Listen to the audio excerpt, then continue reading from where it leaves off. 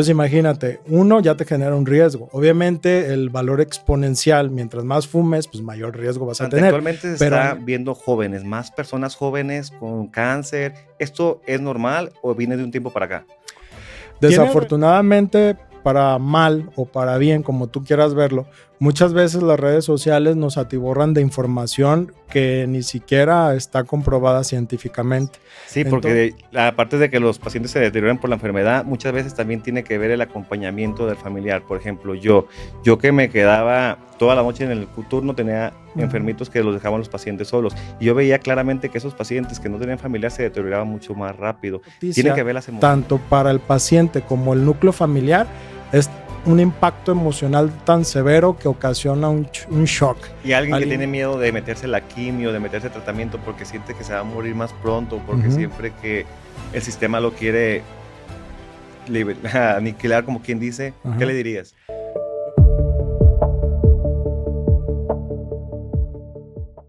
Bienvenidos, soy su amigo Beto el Enfermero. El día de hoy estamos con un episodio de este nuevo podcast, Espacio para ti, especialmente Vego, Salud, Conciencia y Empatía. El día de hoy vamos a hablar de un tema muy importante que tiene muchos mitos, muchas dudas, mucha desinformación en México, y es el tema del cáncer. Para eso tengo un gran amigo aquí con nosotros, especialista, el doctor Daniel Carrasco. ¿Cómo estás, amigo? Hola, Beto. Muchísimas gracias por la invitación y te felicito por lo que estás iniciando en este proyecto y estamos a tus órdenes. Perfecto. Platícanos un poquito más. A ver, platícanos qué haces en este momento, cirugía oncológica, qué personas estás atendiendo. Sí, mira, te cuento un poquito de cómo me formé yo. Estudié la carrera de Medicina General en el Centro Universitario de Ciencias de la Salud por parte de la Universidad de Guadalajara. Posteriormente me especialicé en cirugía general en el Hospital Civil Viejo Fray Antonio Alcalde. Hice una subespecialidad en cirugía oncológica en el Hospital Civil Fray Antonio Alcalde e Instituto Jalisciense de Cancerología. También cuento con un adiestramiento en cirugía de mama por parte del Instituto Oncológico de Milán, en Italia. Perfecto, súper preparado. Entonces, en este momento, ¿qué tal está la situación en México respecto al cáncer? Sabemos que hay muchos temas de cáncer, sabemos que hay cáncer de mama, sabemos que hay cáncer de testículo, pero actualmente, en este momento, ¿qué es lo que está surgiendo más? Fíjate que es un tema muy importante, el de la enfermedad de cáncer, debido a que es la tercera causa de muerte en nuestro país. De hecho, tan solo en 2024 fallecieron 95,000 personas por esta enfermedad, lo que representa el 11% de todas las defunciones en nuestro país. Por cada 100,000 habitantes en nuestro país, 70 personas mueren por cáncer. Al año diagnosticamos alrededor de 195,000 nuevos casos y los principales diagnósticos de cáncer que hacemos es cáncer de mama, cáncer de próstata, cáncer cérvico-uterino, cáncer de tiroides, de colon y de recto y de endometrio. Esos son los que actualmente están así como que en nivel especial de que más personas están llegando con ese tipo de cáncer. ¿Y qué personas son las que más esperanza de vida tienen estos tipos de cáncer?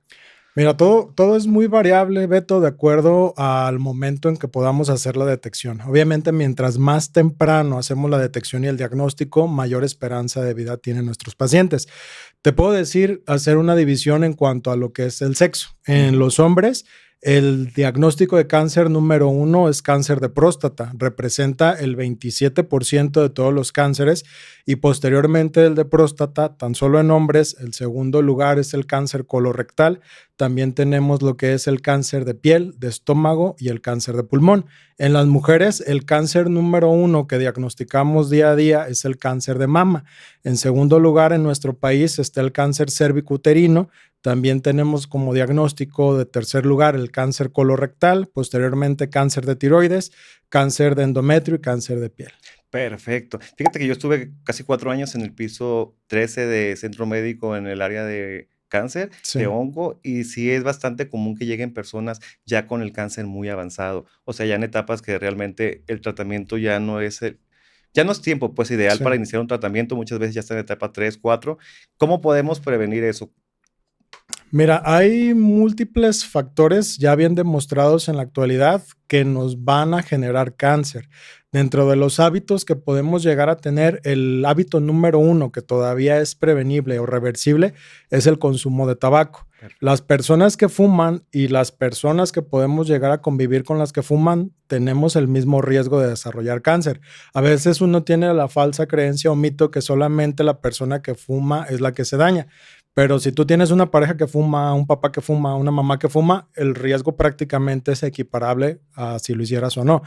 ¿Qué cánceres están relacionados con el hábito del tabaco? Principalmente el de pulmón, pero el que tú me digas es un factor de riesgo para desarrollarlo. El consumo de alcohol, sea de forma moderada o sea de forma alta, también te va a generar riesgo de padecerlo, principalmente a nivel del hígado, a nivel de colon y recto, mama, cérvico uterino en las mujeres.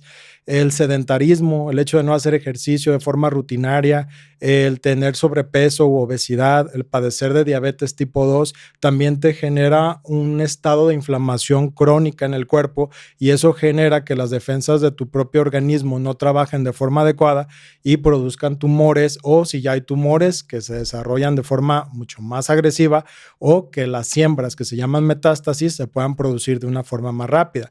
Otro factor muy importante de riesgo es la mala alimentación que tenemos. En la actualidad hay alto consumo de azúcares, hay alto consumo de grasas saturadas, todo lo que es carne roja, los embutidos, las carnes que llevan un proceso extra de lo natural, te van a generar un aumento de riesgo en lo que es cáncer de colon y de recto. Y obviamente la exposición solar, sin usar bloqueador solar, a la larga también nos va a generar cáncer de piel. Fíjate qué interesante respecto al tema del tabaco y el alcoholismo. Tenemos la idea y decimos siempre que el exceso es lo que nos friega, ¿verdad? ¿Esto Ujú. es correcto o puede una persona que no sea muy fumadora también padecerlo? O sea, alguien que dice, ay, yo me fumo un cigarro al día o uno a la semana, yo no puedo tener eso o enfermarme. Mira, está bien demostrado que a partir de un cigarro diario tu cuerpo va a cambiar. Entonces, el hecho de fumarte un cigarrillo al día tiene 4,000 carcinógenos para tu cuerpo.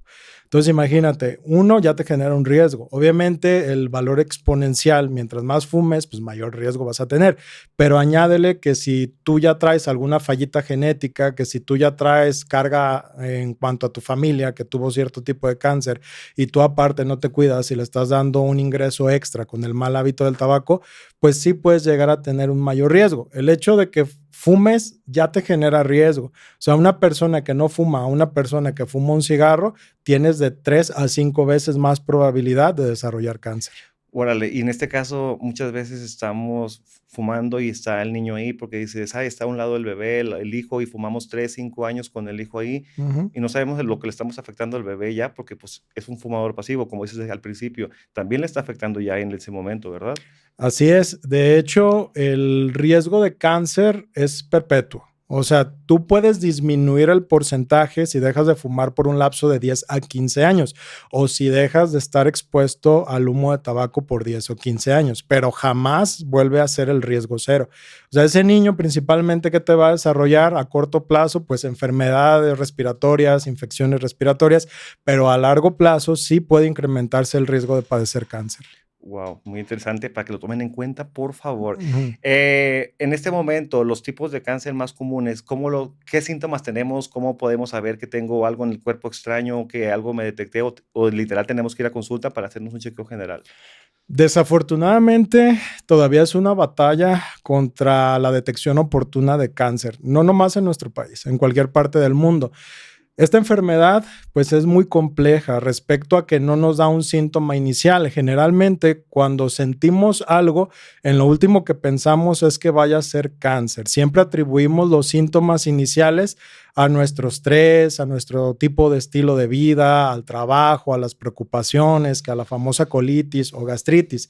Pero como tal, siempre debemos tener en mente que hay ciertos datos de alarma que nunca se han presentado en nuestro cuerpo y que de inicio se empiezan a presentar, pues debemos nosotros de pensar que no es algo normal. ¿Como qué situaciones? Por ejemplo, una persona que siempre ha tenido hábitos buenos para defecar, vas 1, 2 o 3 veces al baño y ese es tu basal, tu normalidad. Pero si de repente ya llevas 7 días estreñido o 7 días con diarrea, ese es un factor de alerta que me está orientando a que algo raro está pasando en mi cuerpo. Una persona que jamás ha tenido tos o que se enferma ahí ocasionalmente de las vías respiratorias, si de repente empiezas a presentar una tos o una ronquera que te dura más de 3 semanas, ese es otro dato de alarma que me puede orientar a que algo no está bien en mi cuerpo. Si empiezo a perder peso sin hacer dietas, sin hacer ejercicio, ejercicio, pero estoy pierde y pierde kilos, eso es otro factor de riesgo que me pudiera orientar a que algo me está pasando en mi organismo. También, ¿qué más pudiéramos detectar? Si aparece un bulto, una bola, una masa en cualquier parte de nuestro cuerpo y no desaparece en un lapso de 15 días, ese es otro dato de alarma. La aparición de un nuevo lunar o de una mancha en nuestro cuerpo que tenga varios colores, también ese es otro factor de alarma que nos pudiera orientar a que algo no está bien.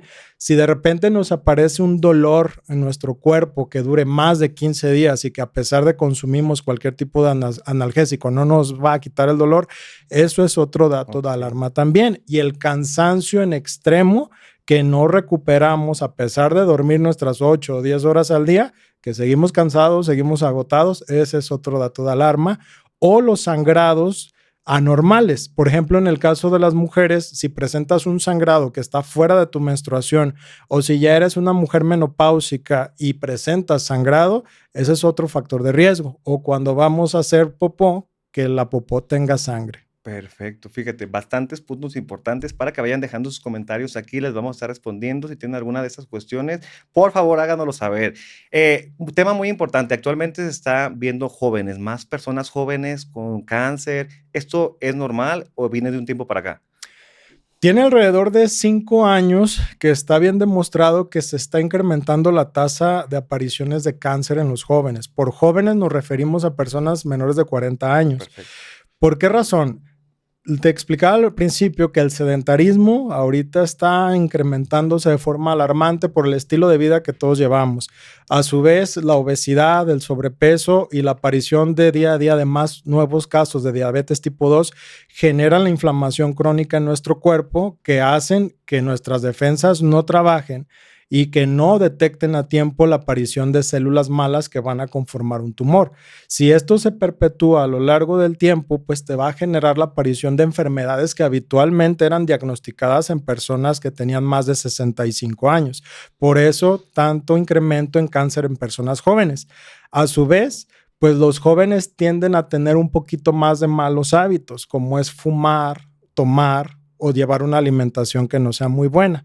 Todos esos factores se conjuntan y te incrementan el riesgo de padecer cáncer a temprana edad. Perfecto, qué interesante. Alimentación. Alimentación. En este caso, para los jóvenes que estamos con las bebidas, todo lo que está surgiendo en el mercado, ¿hay riesgo también por esta parte? La alimentación es fundamental para prevenir cáncer. Está bien demostrado que si tú tienes un control de tu peso y tienes una buena alimentación, disminuyes el riesgo de padecer cáncer de un 18 hasta un 40%.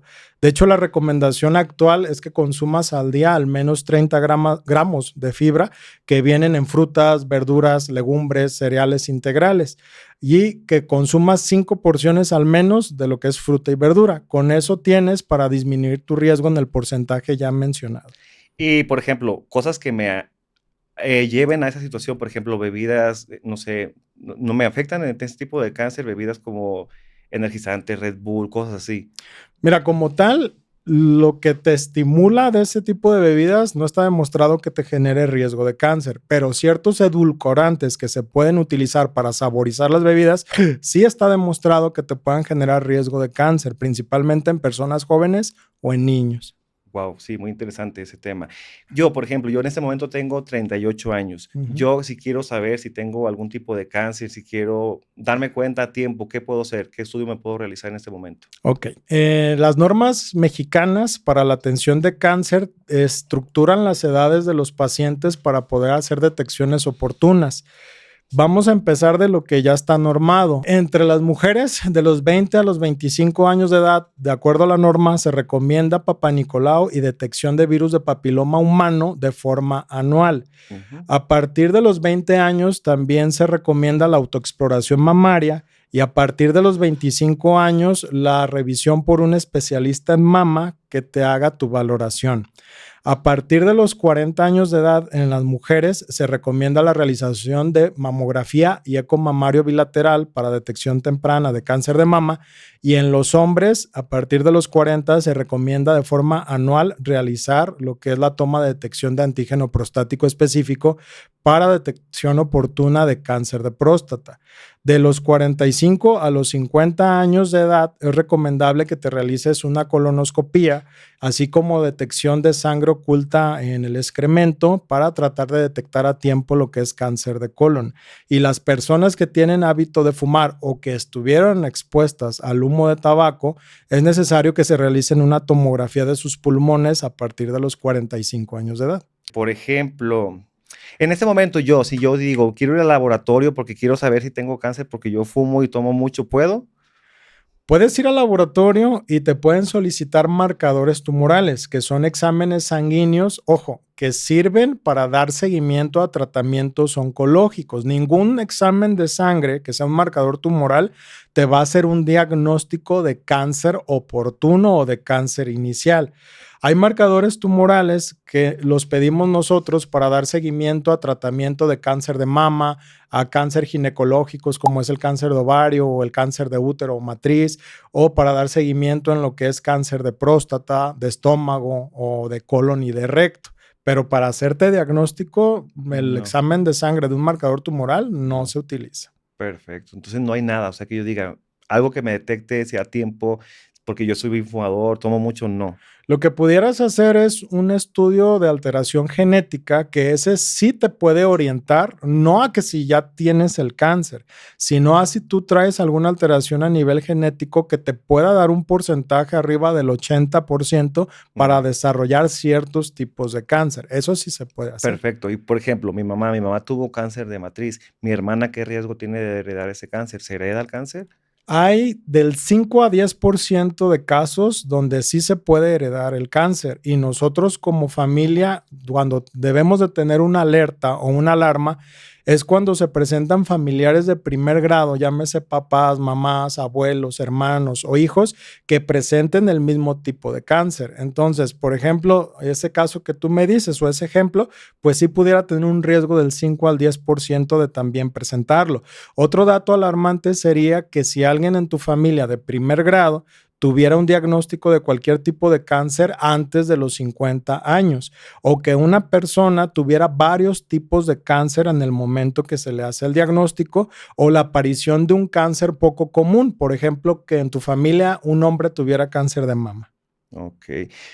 En este momento que estamos hablando de hombres, mujeres, cáncer, ¿por qué veo tanta información de mujeres, háganse el estudio de mama, mujeres, háganse el Papá Nicolau? ¿Por qué casi no veo información de hombre, chéquense tus testículos, hombre, chéquense esto? Si te fijas que es muy variable, se ve mucha información para la Claro. mujer, como el hombre no. ¿Tiene que ver con la tasa de cáncer en hombre y mujer? Sí, definitivamente las casuísticas o los datos de tasas de aparición de cáncer es cuando nos orientan a sacar sistemas o programas de detección oportuna.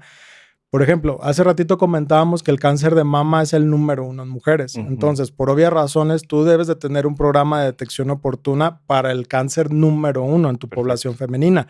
Hablando de hombres, la detección oportuna la podemos hacer con el antígeno prostático a partir de los 40 años de edad, y la revisión médica a partir de los 40 años de edad para detectar oportunamente un cáncer de próstata. Es el número uno en hombres. Entonces, si hay un sistema de detección oportuna que es a base de la realización de esa revisión y de ese examen sanguíneo. Perfecto, entonces nos estamos enfocando en este momento en los primeros lugares para que la gente se ponga las pilas y se detecte a tiempo, ¿verdad? Claro.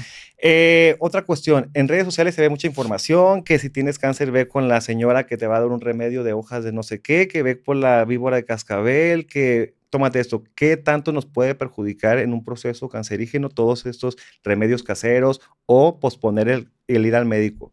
Claro, la desinformación o la información saturada siempre van a ser los peores enemigos de un tratamiento oncológico. Desafortunadamente, para mal o para bien, como tú quieras verlo, muchas veces las redes sociales nos atiborran de información que ni siquiera está comprobada científicamente. Entonces, dentro de los principales riesgos que pueden existir con conductas que se toman de una red social sin verificación, pues es que tú puedas retrasar o aplazar o incluso dejar tus tratamientos científicamente ya comprobados.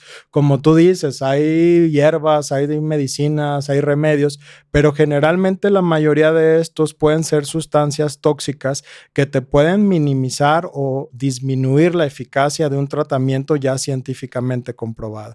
Entonces, como tal, pues yo no recomendaría que tú basaras una decisión tan importante como un tratamiento oncológico en una red social. Siempre hay que acudir con los médicos especialistas para que te puedan dar la información adecuada para iniciar ello.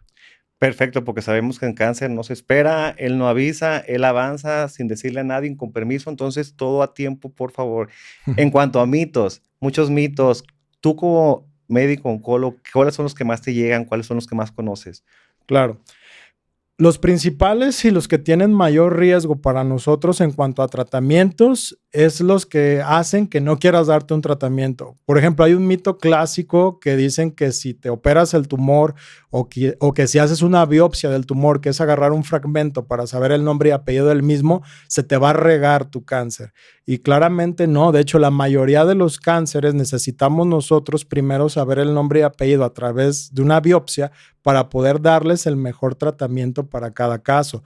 Otro mito que también es muy frecuente es que nos digan que si tienes un familiar cercano y que tú tienes que cuidarlo y que tiene cáncer, se te va a transmitir o pegar el cáncer, como si fuera una enfermedad contagiosa. Y eso claramente no lo es. También otro mito importante es que si ya te dan el diagnóstico de cáncer, ya prácticamente estás haciendo un testamento o es tu punto final en la vida. Ese es otro gran mito que tampoco se puede tomar en cuenta.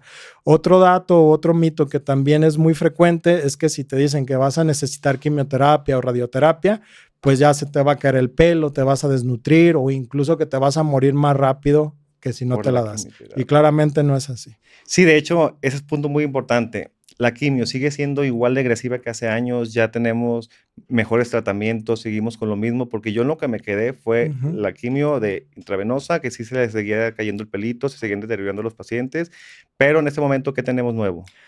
Radicalmente ha cambiado todo eso, Beto. Afortunadamente en la actualidad existen múltiples esquemas de tratamiento que hacen que los efectos secundarios que te pueda generar la aplicación de quimioterapia sean lo menos molestos posibles para el paciente.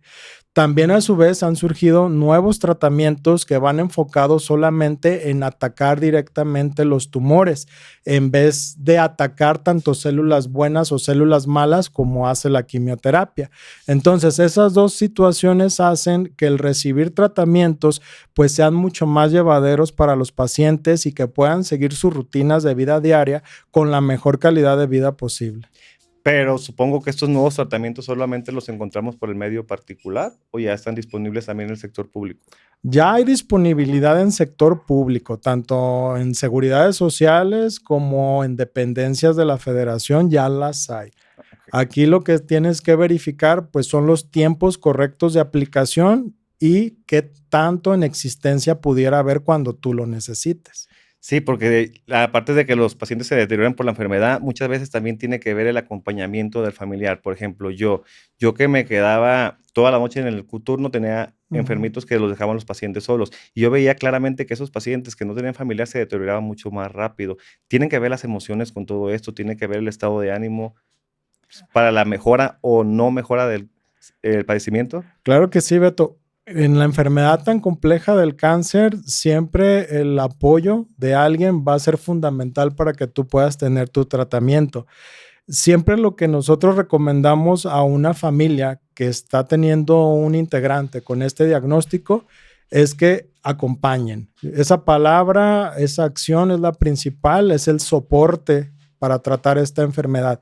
Y acompañar, ¿qué quiere decir? Pues estar presente durante las citas médicas, durante la aplicación de tratamientos, durante la realización de las cirugías, acompañar en las labores cotidianas como hacer los alimentos, como ayudar en limpiar la casa, cuidar las mascotas, acompañar en cuanto a escuchar al paciente enfermo de cáncer. El paciente enfermo de cáncer lo último que quiere es que le recuerdes que está enfermo. Claro. Él te agradece que platiques sobre un buen libro, sobre una película, sobre tu día a día, sobre buenos recuerdos que hayas tenido con él. El paciente con cáncer siempre va a querer tener un respiro emocional y créeme que lo último que quiere es pensar que está enfermo.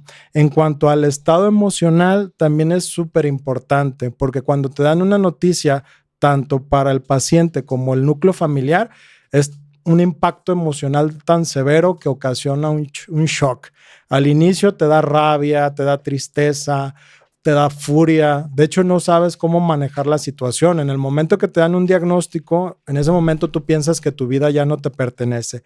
Entonces es bien importante que exista una estabilidad emocional porque está bien demostrado que si tú estás estable emocionalmente, tienes un 80% de éxito en cuanto a la aplicación de tus tratamientos en comparación de alguien que afronta de forma distinta la enfermedad.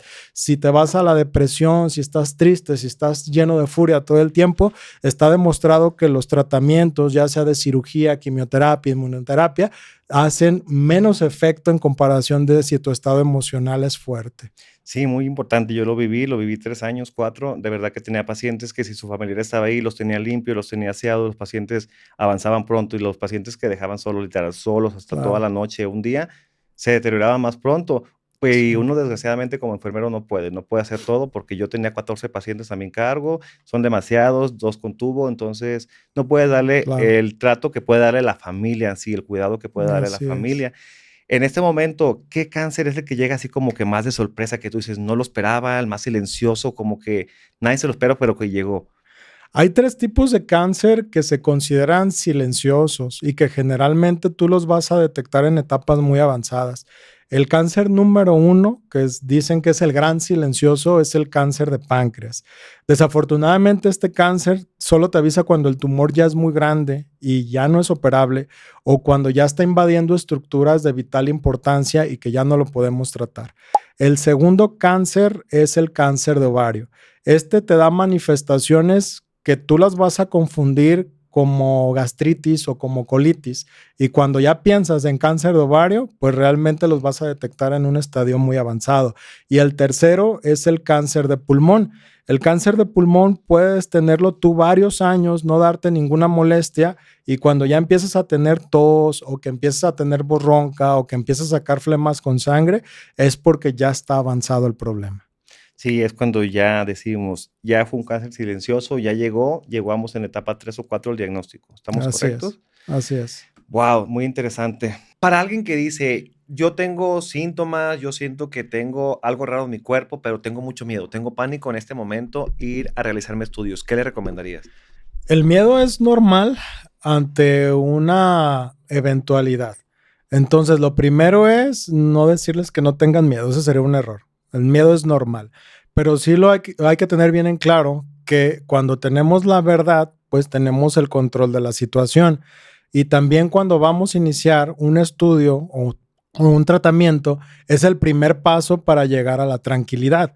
Lo que hacemos nosotros, o tu servidor en mi caso, es explicarles paso a paso en qué consiste el estudio que se tienen que realizar o el tratamiento que se tienen que realizar, qué es lo que van sintiendo. Eso va a generar que el paciente vaya perdiendo ansiedad y por ende el miedo se va a ir y lo va a afrontar pues de una forma más honorable al ya saber cuáles son los pasos de este estudio o de este tratamiento y por ende va a tener menos factores de estrés que le puedan conllevar a desistir de realizarse el estudio o el tratamiento. Y alguien que tiene miedo de meterse la quimio, de meterse el tratamiento porque siente que se va a morir más pronto, el sistema lo quiere aniquilar, como quien dice, ¿qué le Ajá. dirías? Lo primero que yo les diría es que cada caso de cáncer es único. Lo peor que tú puedes hacer es pedir la opinión de alguien más que tuvo cáncer. Jamás puedes compararte con alguien que ya tuvo cáncer o que tiene cáncer. Incluso si tú tienes dos pacientes con la misma enfermedad, se comportan de diferente forma en cada paciente. Entonces, la primera recomendación que yo haría es no se comparen con absolutamente nadie, porque su enfermedad es única. Entonces, esa enfermedad única lleva un tratamiento único, tiene efectos secundarios únicos. Entonces, hay que ser bien egoístas en cuanto a eso. No pedir opiniones, no pedir y decir cómo me fue o cómo te fue a ti con eso, porque va a ser totalmente diferente. Una dosificación incluso de un mismo tratamiento para quimioterapia te puede ir diferente a pesar de que sea la misma dosis. No sé si me doy a Sí, entender. claro que sí, o sea, no hay Ujú. que compararnos con nadie, es lo mismo que yo les digo siempre en mis transmisiones en vivo, no te compares ni con tu mamá ni con tu gemela, Así así de es, fácil, nadie, todos los así organismos son es. diferentes y el proceso es completamente diferente. Ujú. Hablando de pacientes, ¿qué es tu así? Sabemos que eres cirujano oncólogo, pero ¿qué pacientes te llegan? ¿Qué es lo más común que atiendes en este momento?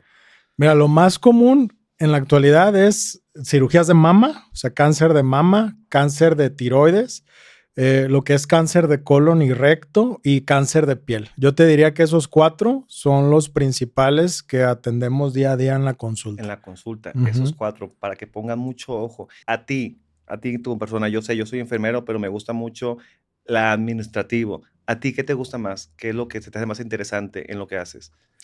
Mi pasión son las cirugías de sarcomas, o sea, las cirugías donde tienes mayor reto técnico y mental es lo que más me apasiona.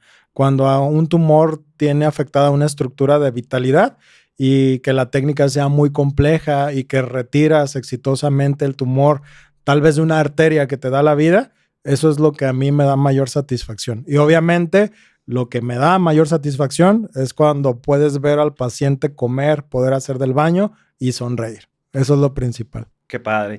Y cuando ya te sientas al paciente de frente y que le dices: "Ya terminamos, el proceso terminó", ¿qué sientes tú y cómo ves que reaccionan los pacientes cuando cierran el ciclo así? Yo creo que su cara tiene que ser diferente, tienen que como que respirar, ¿no? La mayoría de las veces los pacientes cambian a lo largo de su proceso. O sea, tú conoces a una persona al momento que tú das el diagnóstico y ya cuando les dices que están libres de enfermedad, es una persona totalmente diferente. Creces en cuanto a lo físico, en cuanto a lo emocional y en cuanto a lo espiritual. Yo conozco a alguien cuando inicio un tratamiento y cuando ya hago el cierre, es una persona totalmente distinta.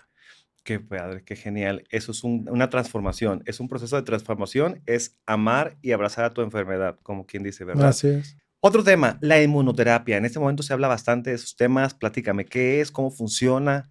Ajá. La inmunoterapia es el tratamiento oncológico que usa de base nuestro sistema inmunitario. El sistema inmunitario son las defensas de nuestro cuerpo. Tú aplicas ese tratamiento al cuerpo y lo enseñas a identificar, a actuar y a destruir las células exclusivas que tienen cáncer en tu cuerpo. Y está muy de moda, ¿por qué? Porque es más eficaz que la quimioterapia y tiene mucho menos efecto secundario que la quimioterapia. Wow, entonces por eso está como que repuntando Así en estos es. momentos. Ujú. Y para finalizar, ¿qué le dirías en este momento a alguien que te está viendo y que en este momento está pasando por un proceso de cáncer o que le acaban de diagnosticar o que a su hijo le diagnosticaron? ¿Qué le mandarías de mensaje? Lo primero es, cáncer no es sinónimo de muerte. Eso sería el primer punto. La medicina ha avanzado a pasos agigantados y en la actualidad existen tratamientos múltiples para tratar cualquier tipo de cáncer.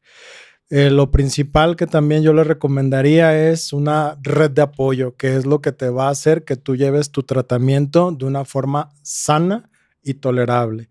Todos los tratamientos pueden llegar a ser pesados hasta el grado que tú quieras hacerlo pesado. Si tienes una red de apoyo importante y si entras con un estado emocional fuerte, créeme que todos los tratamientos que vengan, tú los vas a poder hacer sin ningún problema. Bien, entonces ya saben, cualquier duda, por favor, déjenlo en los comentarios. Estaremos revisando comentarios, estaremos leyéndolos, tanto yo como el doctor. También vamos a dejar sus redes aquí abajo. Muchas gracias por acompañarme este día. De verdad que te agradezco mucho. Es información muy importante que tenemos que como creadores de contenido también enviar a la gente, ¿no? Todos esos temas de enfermedades, cáncer, cómo detectarlos, cómo prevenirlos, a qué no hacerle caso. Creo que fue un episodio muy importante, con información muy valiosa. Te agradezco mucho por acompañarme el día de hoy, Daniel. Muchas gracias, Beto. Nuevamente felicitarte por tu proyecto y pues cualquier cosa estamos a sus órdenes. ¿Dónde te encontramos? ¿Dónde tienes tu clínica? ¿Dónde Ujú. operas? Mira, en lo privado, yo me encuentro en el núcleo San José, que está ubicado en una calle que se llama Paulino Navarro, el número es 84, esto es en Autlán de Navarro, Jalisco. Y en lo que es la consulta o las cirugías institucionales, me encuentro en el Hospital Regional de Autlán y en el Hospital General de Zona número 20 del Seguro Social, también en Autlán. Muchas gracias nuevamente al doctor Daniel Carrasco, cirujano oncológico, que nos acompañó el día de hoy, nos brindó información bastante importante, información que es valiosa. Compartan, por favor, dejen sus comentarios, estaremos revisando. Les dejaré todas las redes sociales de él también aquí para que le envíen mensajes, agenden cita. Recuerden que todo con tiempo lo podemos lograr y solucionar. Nos vemos en el próximo episodio. Recuerda que soy tu amigo Beto, el enfermero, y esto es Vego, Salud, Conciencia y Empatía.